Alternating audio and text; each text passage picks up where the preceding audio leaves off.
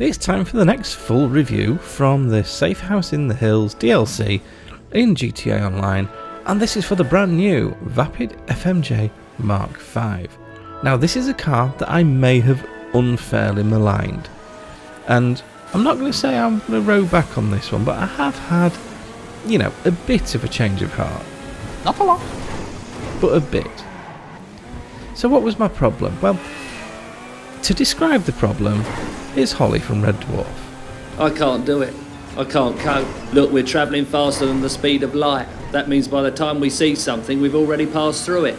Even with an IQ of 6,000, it's still brown trousers time. Gordon Bennett, that was a close one. And that pretty much sums it up.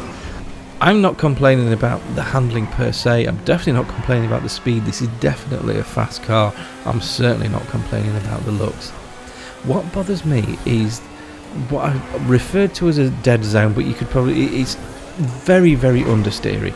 So the reaction to steering input is so slow and so delayed that when you combine that with a really fast car, it means that by the time you see a car on the road, there's a good chance it's going to be too late to avoid it.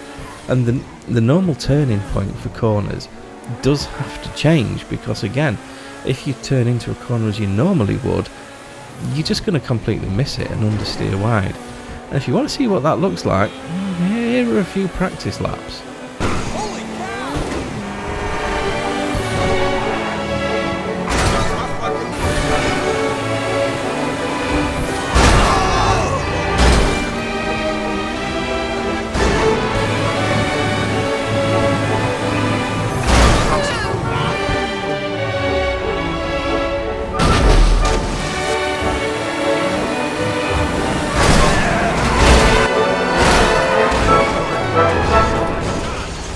So yeah, so that's what this thing looks like when you try to control it. And that's why, when I did my initial ranking, I put this 4th out of 5.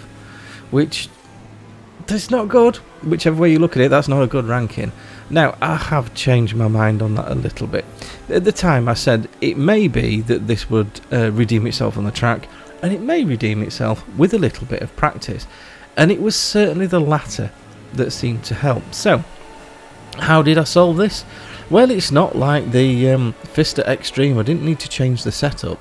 I just needed to learn a little bit more about how the car handles. But unfortunately, what you have to do does sap a little bit of lap time out. So I genuinely think there's a possibility that this could be the fastest car in the game, because it's incredibly quick in a straight line. We'll get round to that in a second. And it has a huge amount of downforce. So through the mid-speed corners, this thing's untouchable. Through the mid-speed corners, or mid to high-speed corners should I say, this feels like one of the Le Mans cars. It feels like even one of the open wheelers. There's that much downforce, it just sticks. But the understeer is so bad that actually getting a good entry and exit through that corner is incredibly difficult. However, there is a bit of a tip. What I found that seemed to work with this is just before you need to turn in, if you just let off just for a fraction of a second, and I mean let off the accelerator, not let off. That's not going to help. But letting off the accelerator just for a fraction of a second will. It basically shifts the weight forward, it gives you that tiny bit of grip, and it gives you some grip at the front end, so you actually get a little bit of turning. And doing that, I'm managing to avoid the other cars on the road, and I'm managing to get into the corners better. But this is the real test. This is where I really want to see how this compares. So if you're new to these videos, this is my top speed test. What I do here, I've got a section of road that's exactly 1 mile long. I time how long it takes me to get down that section of road, do a little bit of maths, and that tells me the average speed that I'm able to maintain in traffic. Not a theoretical speed, an actual practical speed that you can hit to. And this one, 146.9, is not actually bad. However, the Niobe hit 149 and the Banshee GTS hit 165. So in a straight line. It still isn't the fastest car in the game, but what I will say is it certainly feels like it. Okay, so what else have we got to say about this car?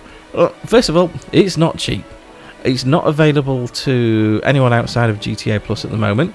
However, if you do want this car and you know someone that's got it, you can buy it from them at the LS Car Meet. If you don't know someone that's got it, my PSN is on screen now.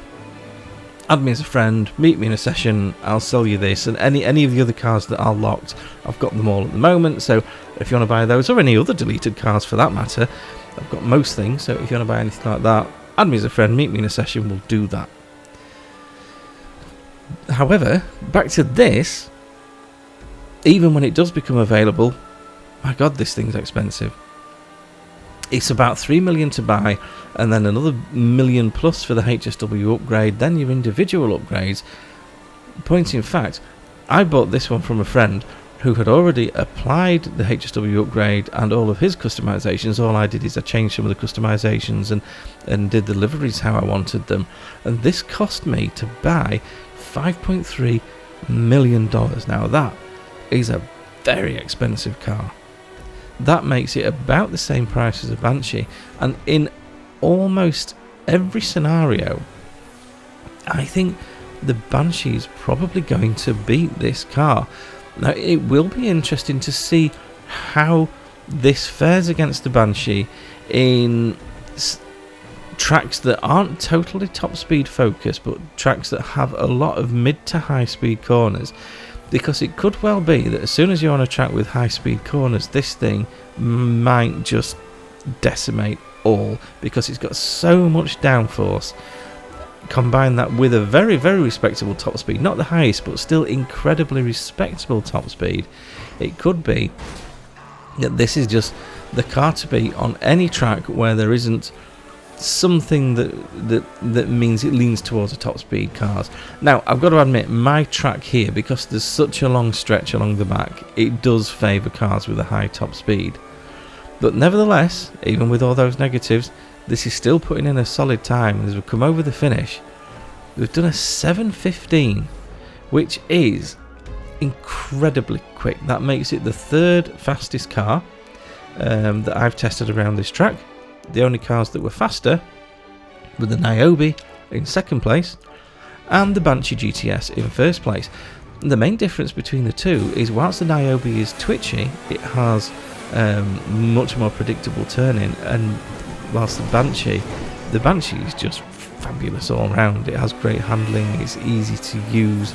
So that's why I think the only thing this has got above the Banshee is the downforce, but it is still an amazingly quick car. It's a gorgeous car. Yes, it's expensive, but I think this is one you should absolutely be looking at picking up from this GTA Online DLC. So I hope that was useful. I'm going to keep reviewing all the release day vehicles for you, and I'll see you in the next one.